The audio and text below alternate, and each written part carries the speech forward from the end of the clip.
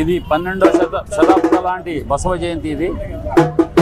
కాకపోతే మనకి కుల మత భేదాలు వీరశైవ లింగాడ్స్ అనే కాదు, మన కుల మత భేదాలు ఏదీ లేదు. మనకి అందరూ ఒకటే, ఏ కులము ఏది ఏం లేదు.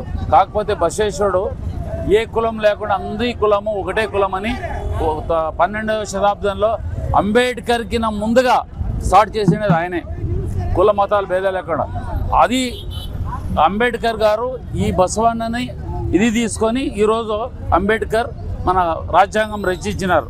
అందువల్ల మనం కుల మత భేదాలు లేకుండా వీరశైవ లింగాడ్స్ కానీ జంగమ కానీ ఇంకొకటి అంతా ప్రప్రథమంగా 12వ శతాబ్దం నుంచి అట్లే జరుపుకుంటూ వస్తున్నాం. Thank you. ప్రచార కార్యదర్శి జిల్లా వీరశైవ సమాజం.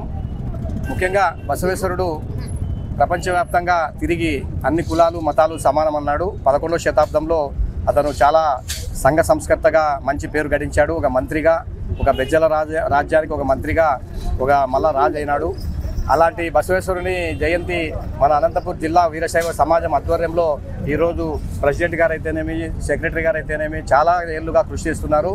బసవేశ్వరుని వచనాలు మన ప్రజల్లో తీసుకెళ్తగిన ప్రపంచం శాంతితో ఉంటుందని ఈ సందర్భంగా తెలియజేస్తూ ఈ అవకాశం ఇచ్చిన అనంతపురం వీరశైవ సమాజానికి ధన్యవాదాలు తెలుపుతున్నాం sir. Thank you.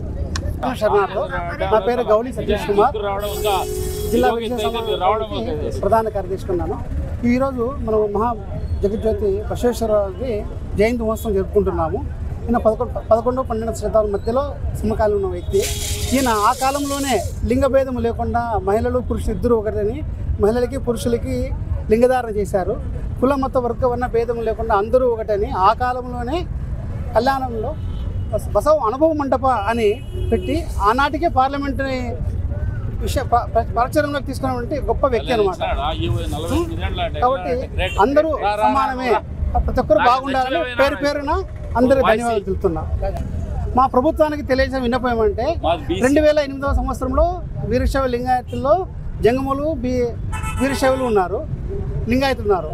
జంగముల్ని already BCA కింద చేశారు 83 నుంచి. 2008వ సంవత్సరంలో లింగాయతుల్ని 2008 ఫిబ్రవరి నుంచి బీసీడీలో సీరియల్ నెంబర్ 46గా చేశారు. ప్రతి అందరికీ మేము ఓబీసీలో చేర్చవలసిందిగా ప్రభుత్వాన్ని విన్నపించుకుంటున్నాం. ఇందు మూలంగా సెంట్రల్లో ఓసీగా ఉన్నాము, కానీ జంగమ వాళ్ళు సెంట్రల్లో బీసీగా ఉన్నారు, ఓబీసీగా ఉన్నారు. కానీ లింగాయతులు ఉన్న వాళ్ళు కేవలం ఓసీగా ఉన్నారు. వాళ్ళు ఓబీసీగా చేర్చాల్సిందిగా కోరుతున్నాం.